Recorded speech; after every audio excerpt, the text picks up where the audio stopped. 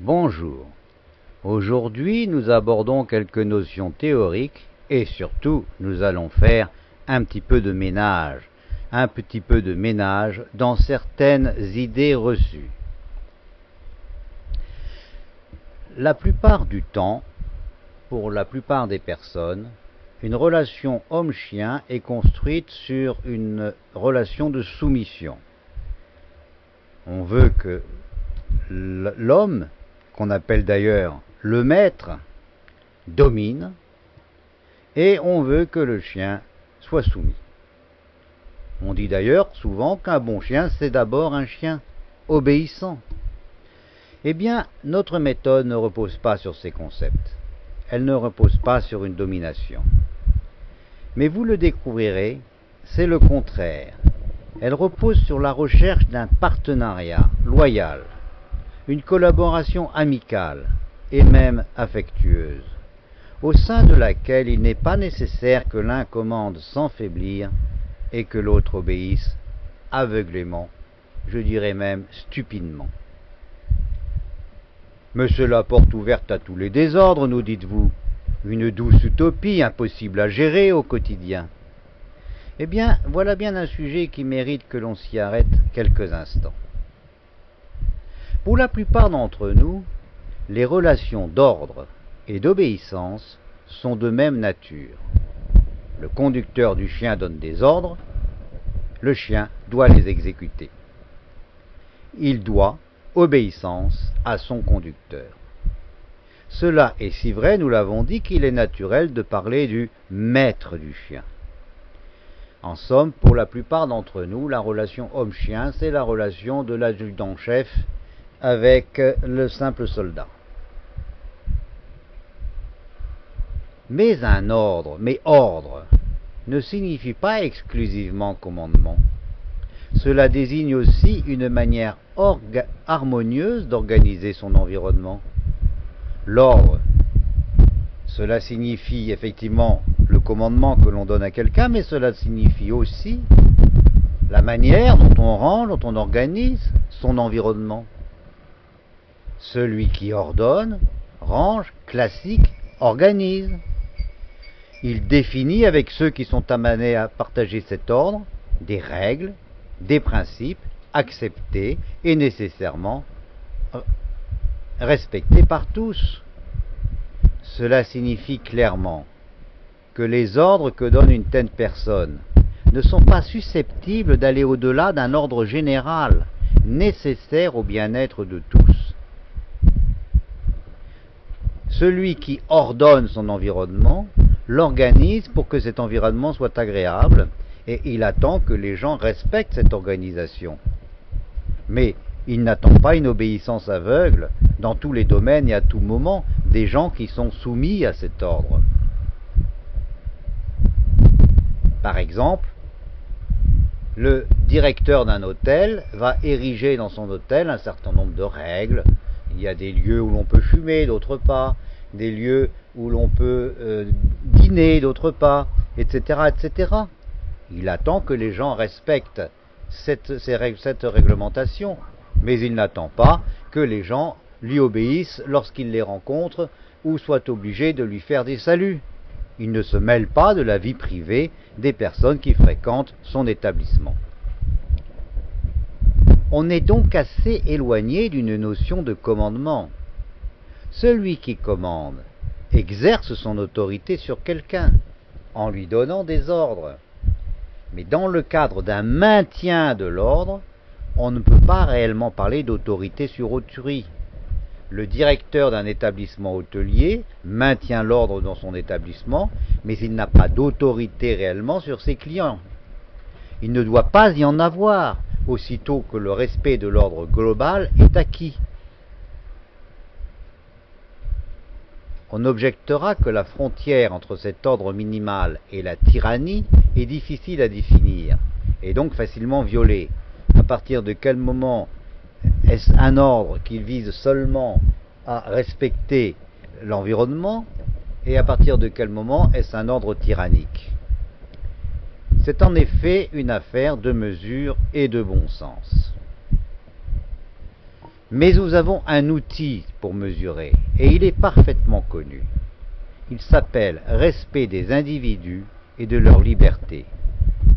Encore faut-il que vous partagiez avec nous cette conviction que les animaux sont des individus, qu'ils sont des personnes au même titre que nous, et qu'ils ont droit à un espace de liberté comme nous. Mais si vous partagez cette idée, eh bien vous avez l'outil de mesure pour organiser votre vie avec votre chien. Et cet outil de mesure, c'est le respect de sa personnalité et le respect de son individualité. Le corollaire à cette proposition est que vous ne pourrez appliquer notre méthode que si vous partagez notre conviction, je le répète, que les animaux en général et les chiens en particulier sont des individus, c'est-à-dire des personnes à part entière. Voyons maintenant le point de vue du chien.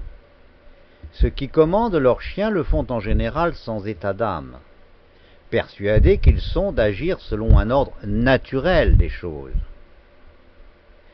Ils n'ont donc pas de raison de se poser cette question. Que pense mon chien de notre relation? Puisque précisément ils pensent presque que leur chien ne pense pas. Que leur chien n'est pas une personne, n'est pas un individu, n'a pas de personnalité. Et donc on n'a pas à se soucier de ce qu'il peut bien lui souffrir ou ressentir. Mais ce n'est pas notre cas. Nous nous demandons au contraire si les chiens se satisfont de cette situation de soumission éternelle que nous prétendons leur imposer. Nous considérons, nous, que les animaux sont des personnes, et nous nous demandons si ces personnes sont réellement si contentes que cela de passer leur vie comme des esclaves. Nous savons désormais que malgré toute notre prétention, nous n'avons pas apprivoisé le loup. Nous en étions bien incapables. On vous parle souvent de l'époque de la domestication du loup, mais de récentes découvertes ont montré que ce n'est pas l'homme qui a apprivoisé le loup, c'est exactement le contraire qui s'est passé, c'est l'homme qui s'est habitué, accoutumé à la présence du loup. En quelque sorte, c'est le loup qui a imposé sa présence à notre ancêtre. Il le suivait dans ses chasses pour profiter de ses restes, et lorsque l'homme s'est sédentarisé, lorsqu'il s'est installé pour mener une vie agricole, eh bien les loups se sont installés autour des villages, servant de charognards et aidant les hommes à la chasse et les prévenant lorsqu'il arrivait des intrus. Les hommes n'ont pas recherché cela, ils l'ont accepté parce qu'ils y trouvaient certains avantages ou même tout simplement parce qu'ils ne pouvaient pas s'y opposer. Notre ancêtre s'est donc accoutumé de la présence du chien, et il est tout à fait exact de dire ce n'est pas l'homme qui a choisi le chien, mais le chien qui a choisi l'homme, ou le loup qui a choisi l'homme, comme vous le voulez.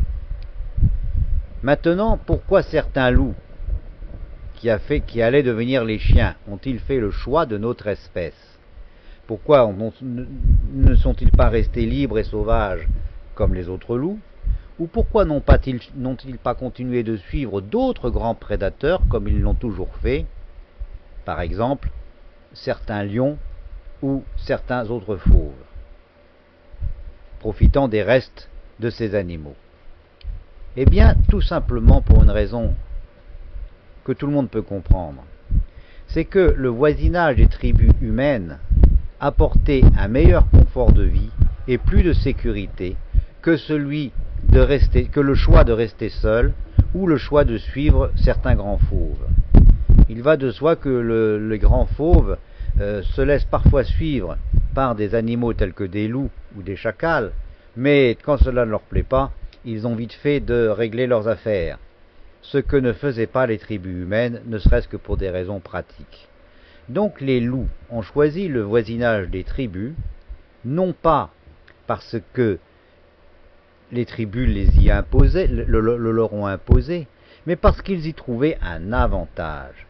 Ils trouvaient que le voisinage des tribus leur apportait un meilleur confort de vie, une meilleure façon de trouver de la nourriture et une plus grande sécurité. Les chiens sont-ils donc venus pour être commandés? Eh bien, vous le voyez, pas du tout. En revanche, ce qu'ils ont clairement choisi et décidé de conserver, c'est l'ordre mis en place autour d'elle par les anciennes tribus, notre ordre humain. Il va de soi que dès le début, les tribus avaient des règles, avaient un ordre. Et lorsqu'elles se sont sédentarisées, encore plus. On sait par exemple que les villages avaient ce qu'on appelle des charniers, c'est-à-dire qu'on mettait les restes de nourriture à un endroit bien précis et non pas n'importe où, de telle sorte que la nourriture ne puisse pas polluer la vie dans la tribu. Il y avait donc déjà des règles, un ordre. Eh bien, très rapidement, les loups qui avaient choisi de vivre avec les tribus ont commencé à leur manière à respecter cet ordre. Et l'une des manières de respecter cet ordre était de mettre de l'ordre dans le charnier, de le nettoyer, ce qui faisait que les restes de nourriture ne polluaient pas la vie de la cité. Donc le chien, le loup, en abordant, en acceptant, en choisissant de vivre avec nous, n'est pas venu pour être commandé, mais il a accepté de respecter certaines de nos règles. Par exemple, on ne mord pas les enfants, on ne mord d'ailleurs personne, on n'aboie que si on le demande, on n'entre pas dans les cases les humains ne le souhaitent pas, etc., etc.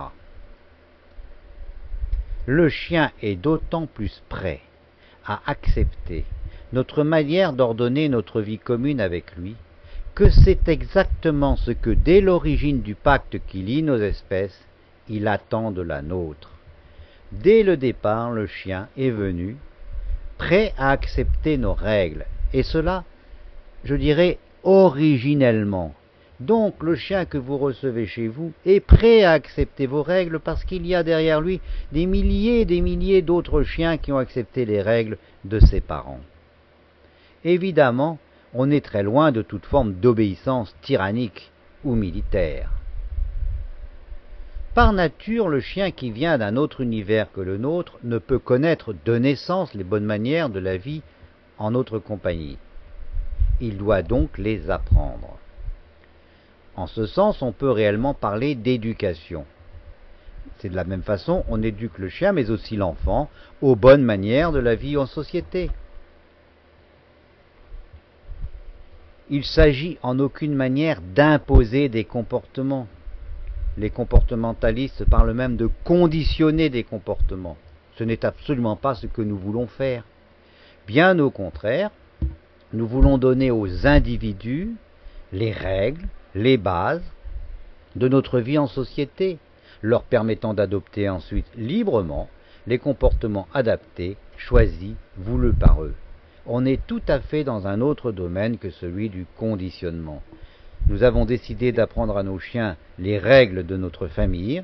Il doit les respecter puisqu'il est notre invité. C'est lui qui est venu, c'est lui qui nous a choisis. Eh bien, il doit respecter nos règles. En revanche, une fois que ces règles sont respectées, il n'y a rien de plus à lui demander. De manière paradoxale, on découvre ainsi que le chien obéissant n'a pas besoin d'éducation. Par peur, par contrainte ou parce qu'il est conditionné, il adopte le comportement qui lui est ordonné. Il n'a pas besoin de savoir-faire. On lui donne un ordre, il l'exécute. Soit parce qu'il a peur, soit parce qu'il est contraint, soit parce qu'il est conditionné. Mais il n'a pas besoin d'être éduqué. Il lui est inutile de rien savoir. Il n'a pas droit à l'initiative. On a fait de lui un robot commandé par autrui. Si vous aimez les robots, eh bien c'est donc cela ce qu'il vous faut. C'est un chien obéissant, un chien robot. Maintenant, si c'est un partenaire, un allié, un ami que vous voulez, oubliez les robots, oubliez les esclaves. Cependant, vous devez avoir conscience que ce n'est pas le choix de la facilité.